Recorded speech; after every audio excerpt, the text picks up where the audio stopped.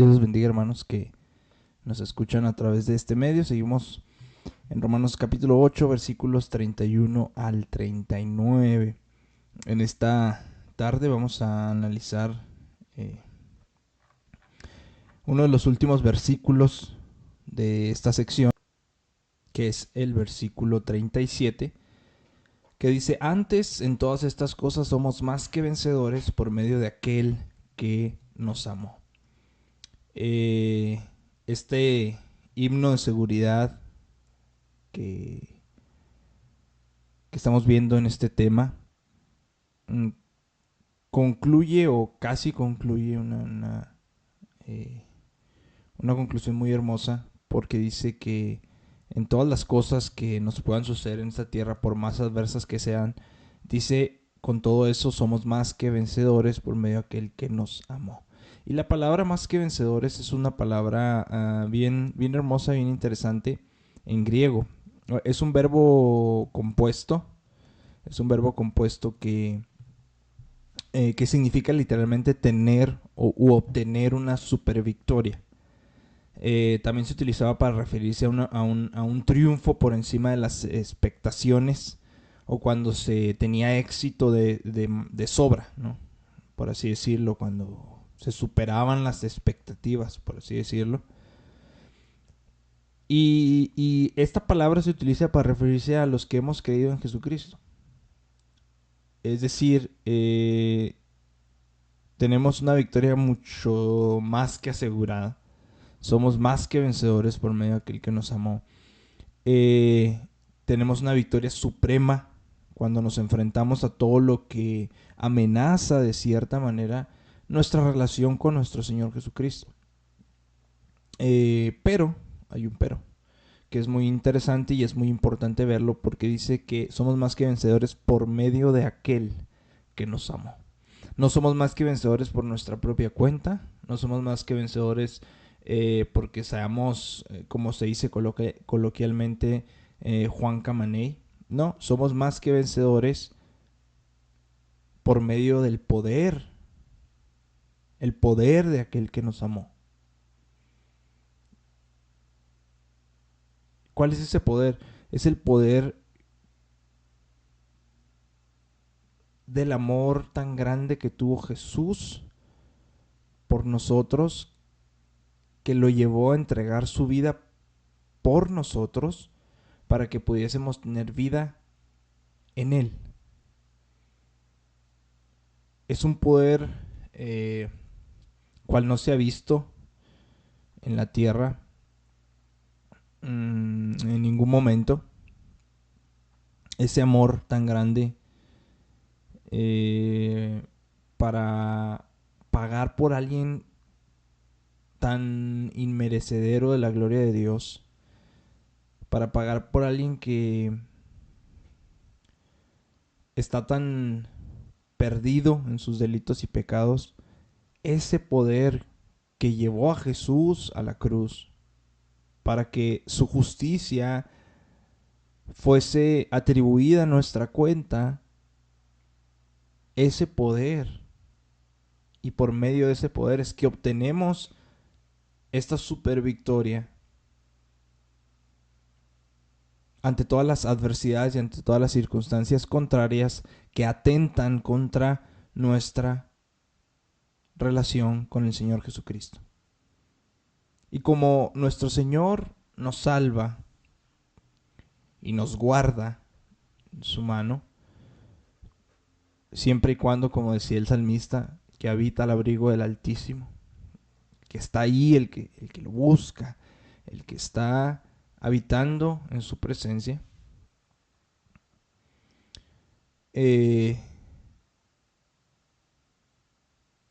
por esa salvación y por esa protección que tenemos en el Señor Jesús, podemos hacer mucho más que simplemente soportar. Podemos hacer mucho más que simplemente sobrevivir a las circunstancias adversas que se mencionan en los versículos anteriores, en los versículos 35, en los versículos específicamente el 35, y pues habla de la muerte en el versículo número 36. Y vamos a ver algunas de ellas. Vamos a ver algunas de ellas en esta tarde. Primero, somos más que vencedores, amados, porque cuando vienen los problemas y estamos en Cristo, afianzados en Él, salimos de los problemas, pasamos la tormenta, pasamos la aflicción con más fortaleza que cuando la iniciamos, que cuando nos amenazaron por primera vez. Pablo, aquí el Espíritu Santo a través de Pablo acaba de declarar que por su gracia, que por su poder tan glorioso, por el poder perfecto del amor de Cristo,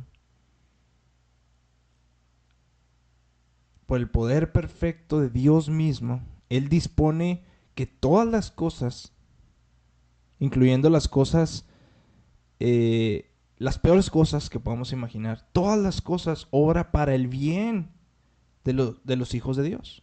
En el versículo 28 así inicia esta sección. Aun cuando sufrimos debido a nuestra propia pecaminosidad o batallamos con nuestra infidelidad hacia Dios, nuestro Dios en su gracia nos hace salir victoriosos de una manera tan gloriosa, con un entendimiento más profundo de nuestra propia falta de justicia, con un entendimiento más profundo de la justicia perfecta de Él. Entendemos con mayor claridad nuestra falta de fidelidad hacia Él y hacia todo lo que Él es, y entendemos casi a la perfección esa fidelidad paciente, esa longanimidad tan gloriosa de parte de Él hacia nuestras vidas. Y además, creo yo que esto es lo más, bueno, al menos para mí es lo más importante. Cuando batallamos con nuestro pecado, cuando batallamos con nosotros mismos y vamos a Él y hallamos un abogado hacia el Padre, que es nuestro Señor Jesucristo, alguien que está intercediendo por nosotros, defendiéndonos contra las acusaciones del enemigo, encuentro que mi debilidad no es suficiente para detener el poder de aquel que me amó y me da y me hace más que vencedor por medio de Él. Entonces, somos más fuertes cada vez que atravesamos adversidades, ya sea externas o internas. Empezamos a ser más y más y más y más fuertes en Él. Número dos, número dos, podemos estar seguros. Bueno, yo siempre he dicho, ¿no? ¿Qué es lo peor que puede pasar? Bueno, lo peor que puede pasar en las circunstancias más adversas es la muerte, ¿no? Para el ser humano, así es la forma en que sea. ¿Qué es lo peor que te puede pasar? Pues bueno, que te mueras. Pero para nosotros es la recompensa definitiva. Toda pérdida terrenal, que por ende es temporal, ¿no?, que podamos llegar a sufrir, ganamos en la recompensa eterna.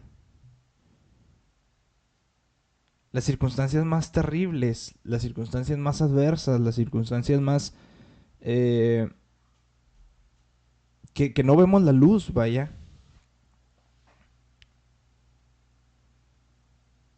a miras y si ponemos en la balanza nuestra recompensa definitiva, pues no son nada, ¿no? Vamos a leer 2 Corintios 4:17. 2 Corintios 4:17 para eh, ver esto de la recompensa definitiva. Acompáñame por favor, 2 Corintios 4:17.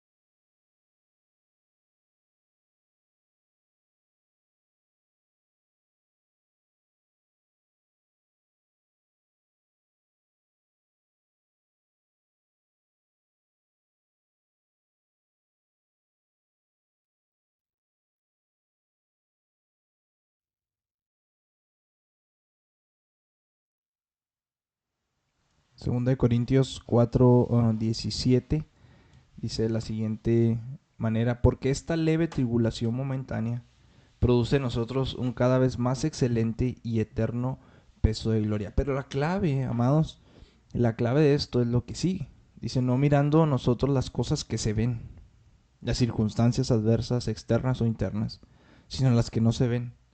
Pues las cosas que se ven, dice el Espíritu Santo a través de Pablo, son temporales, pero las que no se ven son cosas eternas, son cosas eternas. Desde nuestra perspectiva como seres humanos, por supuesto, esta super victoria, super conquista que Dios nos promete con frecuencia, parece estar lejos, ¿no? Yo tengo desde que nací, básicamente, escuchando, y generaciones anteriores a las que yo he escuchado lo han proclamado, y así hasta que desde Pablo lo proclamaba, ¿no? Y pareciera que todavía está lejos de que llegue. Pero cuando nosotros como creyentes pasamos por tiempos de prueba, no importa la causa, no importa sean externas o internas, ¿no? Salimos, que es la tercera, refinados espiritualmente. Y en lugar de que esas cosas nos separen de Cristo,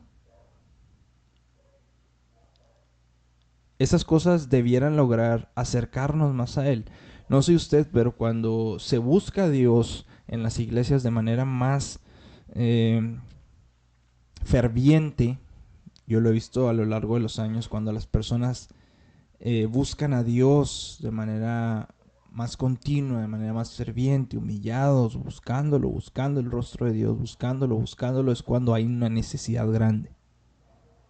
Es cuando hay una necesidad grande. Y es bueno. Y es bueno.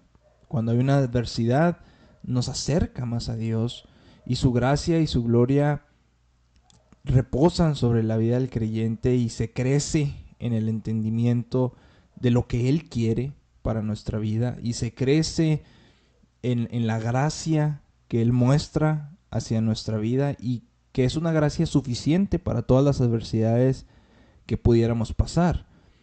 Y mientras esperamos a que Él nos pase por pruebas, sabemos lo que le sucedió a Pablo por su testimonio. Y nosotros podemos aplicarlo también a nuestra vida cuando pasemos por diversas adversidades. Vamos a 2 de Corintios capítulo 12, versículo 9. 2 de Corintios capítulo 12, versículo 9.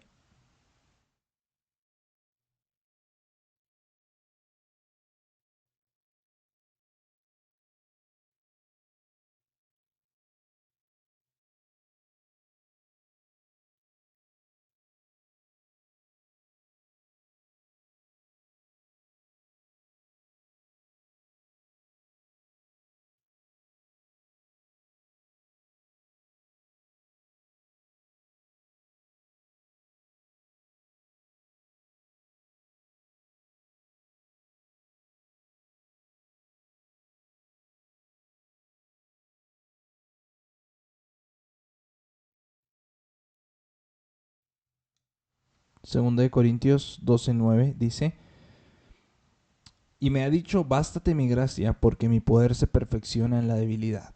Por tanto, de buena gana me gloriaré más bien en mis debilidades, para que repose sobre mí el poder de Cristo. Casi seguro, amados, es que esta carta a la iglesia en Roma está dirigida por Pablo en un invierno en Corinto, es decir, era invierno en Corinto, y Pablo escribe esta carta a la iglesia en Roma. Pero no es probable que él o los creyentes en Roma se dieran cuenta del poco tiempo que les quedaba a los creyentes en Roma antes de que tuvieran una necesidad tan grande y antes de que sucediera todo esto que acaba de escribir el apóstol Pablo en los versículos anteriores. Y que iban a servir de alguna forma. El Espíritu Santo omnisciente, Dios, sabía que iba a suceder e inspira a Pablo para que escriba estas palabras que iban a ser aliento para ellos, que iban a ser palabras de ánimo, palabras de consuelo, una vez que vivieran lo que Pablo estaba escribiendo en este pasaje. No pasaron muchos años antes de que se vieron enfrentados a una feroz persecución por parte de un gobierno pagano y de gente incrédula que al principio los toleraban con indiferencia, tal vez como nos toleran a nosotros, pero llegó el momento en que los empezaron a perseguir de manera cruenta. No sería mucho tiempo antes de que la sangre de aquellos creyentes que tal vez leyeron y tuvieron en sus manos la carta esta carta que estamos viendo que el Espíritu Santo dirigió a los romanos, empezará su sangre a correr por las calles, a correr por los anfiteatros romanos y a ser ellos despedazados por bestias salvajes, matados por gladiadores, que pues encarnizados, ¿no? Porque los empezaron a matar y sin ellos poder defenderse como un circo, como un espectáculo hacia la gente. Otros serían utilizados como antorchas humanas en la calle para alumbrar las calles, para alumbrar las mismas fiestas que Nerón celebraba en sus jardines. Entonces lo iban a vivir,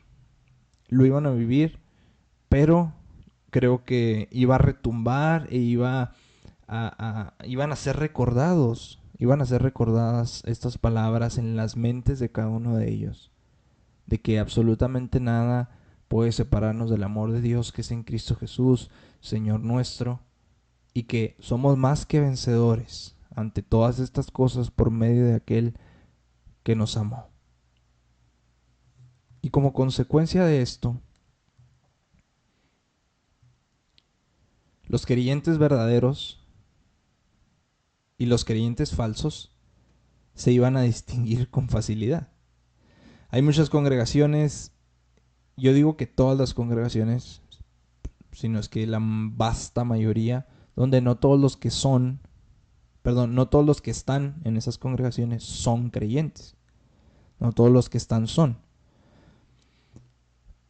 Pero cuando llegan estos momentos se distinguen quiénes de los que están son y quiénes de los que están no son. Y se cumple entonces lo que veíamos al principio en 1 Juan 2:19. Si me acompaña a leerlo, por favor. 1 Juan capítulo 2, versículo 19.